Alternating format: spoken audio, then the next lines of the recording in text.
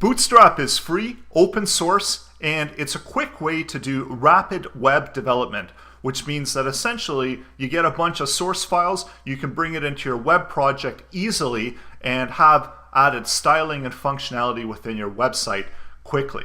So it's pre-designed libraries that you bring into your web projects to build your web applications and your websites quickly and easily.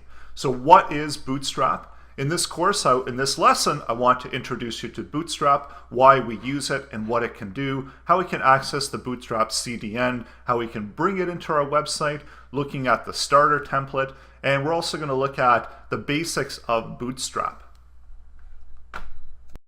So opening up our editor, I've got an index.html file and I've got the Bootstrap CSS and the Bootstrap JavaScript library loaded into my folder here, so I can really easily access it from my index.html. And I will show you how to do that and how to hook up the CSS and JavaScript. So if you are familiar to linking to external CSS and JavaScript files, then this is going to be the same process. When you download Bootstrap, it comes with two versions. So there's a Bootstrap CSS and there's a Bootstrap min.css. And what the difference here is that the CSS version is a more readable version and the minified version is without any of the white space. So you're going to have a harder time looking through all of this CSS styling than you would with the regular CSS version. So you can use either one. They both contain that same information, but this is just minified. And this is the same thing for the JavaScript.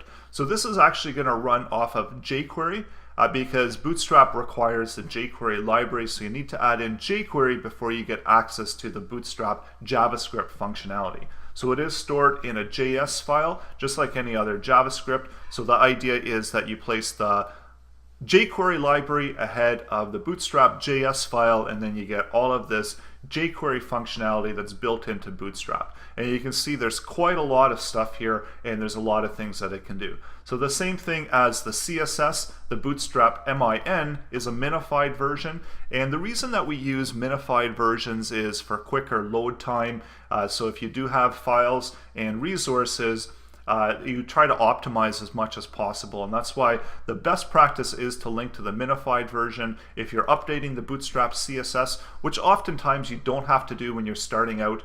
You don't have to make any updates to the Bootstrap CSS, or you can add your own styling CSS file after the Bootstrap CSS and update the Bootstrap that way. So most of the time we're not making any changes to the Bootstrap CSS, but if you do work that way and you do want to make some changes to the Bootstrap CSS, then you can go ahead and do that and then minify it when you upload it. So let's look at now how we can get Bootstrap into our web pages and our web projects. So essentially this is my web project right now. It's essentially a blank index page, and I'm going to bring Bootstrap into my web project. So I've got a number of tabs open here, and I'm going to be going through these as well, just to give you better information and more information about Bootstrap and what it is and how it gets used. So first of all, let's look at what Bootstrap is. So there's a good definition here at Wikipedia, and I'm not going to go through it all, but it's got some origins of it, structure, function, and so on. So I am going to be covering this within the course. So the Bootstrap, essentially, it's a front-end framework originally developed by the Twitter. So there was a team at Twitter that was developing a framework that they wanted to use, and they created an open source framework and allowed people to use it. So it's available on GitHub over here at github.com TWBS Bootstrap. So this is a Bootstrap project. And the reason that Bootstrap has quickly become one of the most popular is because it's just so easy to use, and most web developers and web designers are familiar with Bootstrap. So because it allows you to bring in this amazing functionality easily into your web projects, create some nice styling, and not have to worry about the intricacies of CSS, where you can just pull it into your HTML and add it in as classes. So this is what we're going to be going through within this course, how to bring Bootstrap into your web pages. And as you can see here, it is super popular, and I believe that Bootstrap is one of the most, if not the most popular repository on GitHub. And that says a lot, because that just means that there's a lot of people interacting with Bootstrap. And there are other frameworks that are similar to Bootstrap, and there's quite a few of them out there, but none are as popular as Bootstrap. So if you are looking around and you're considering different ones to utilize, so there are some that perform different things, but general idea is the same thing, that we've got these CSS and JavaScript files, and we link to those within the classes, or we call to them within our own JavaScript, and it creates added functionality. So looking at all of the source files, yes, there's a lot of information here. So you can compile your own Bootstrap versions, and there's a whole lot you can get into with Bootstrap. So just initially within this course, this is a basic introduction. So we're going to be just working with the Bootstrap CSS and Bootstrap JS files, but there's quite a bit more, and as you progress and get comfortable with Bootstrap, there's a whole bunch more that you can go through. So it is worthwhile checking it out and seeing all the wonderful things that you can do. So to bring Bootstrap into your projects, there's some quick start options down here. So you can bring it into Node, Meteor, you can bring it in via Composer. So there's a whole bunch of different options.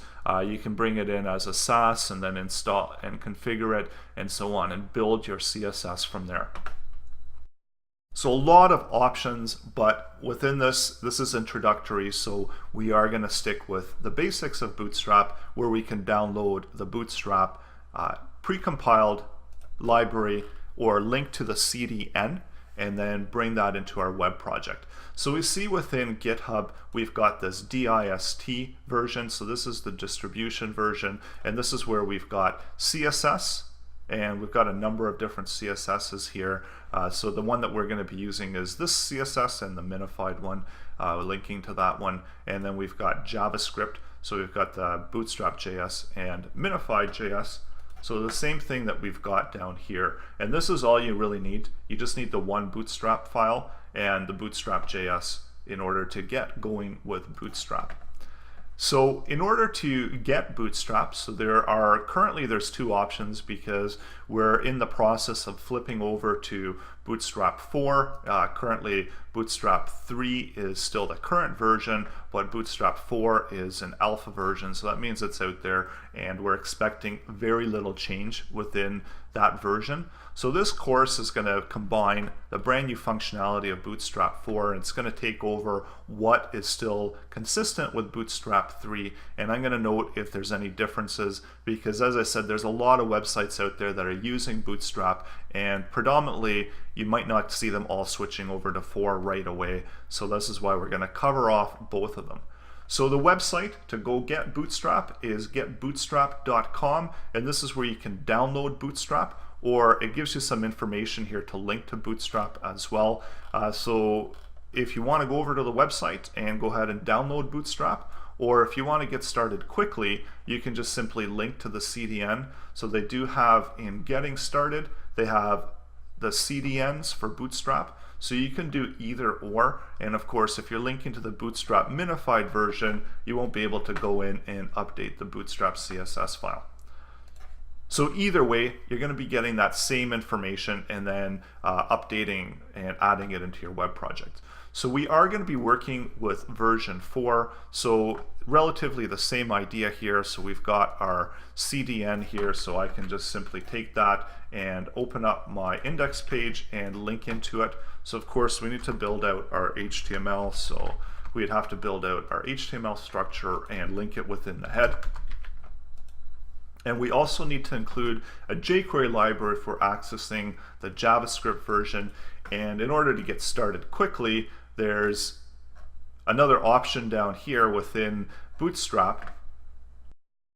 If you go over to bootstrap.com, get started, there's an option here to get a basic HTML template to get started with Bootstrap. So I'm going to just use that one, and I'm going to copy these ones in, and we can see here that this is a nicely structured HTML document, so I'm going to save that, and we've got the Bootstrap 101 template. So it's linking already to the Bootstrap minified version on our local computer. If we're linking to the CDN, then we could add that in, and we could add the JavaScript in here and take away those links. But currently right now, what we're going to do, we'll just link to the version that we have on our computer. So these are just two different ways to bring that in. So this is all you need to get started with Bootstrap, and we're just going to show you, save this and open up our web page, and we see, there we go, we've got Bootstrap. So although right now it doesn't look like there's very much happening, we've got the Bootstrap library set and ready to go and to load into our HTML content. So as we progress through the upcoming lessons, I'm going to show you how to utilize Bootstrap within your web page. And there are a few other things to go through before you get started. Just read through what's available at bootstrap.com. So essentially it tells you that these are the pre-compiled Bootstrap files. So same thing that we've already got on our system. There are some browsers, support on mobile devices. So if you are developing an application and you need to get this support, make sure that you check your analytics and see what types of browsers users are coming to your website with, and if they are coming with the older Internet Explorer browsers, then just make note of what's supported and what's not supported. So make sure that you do have compatibility.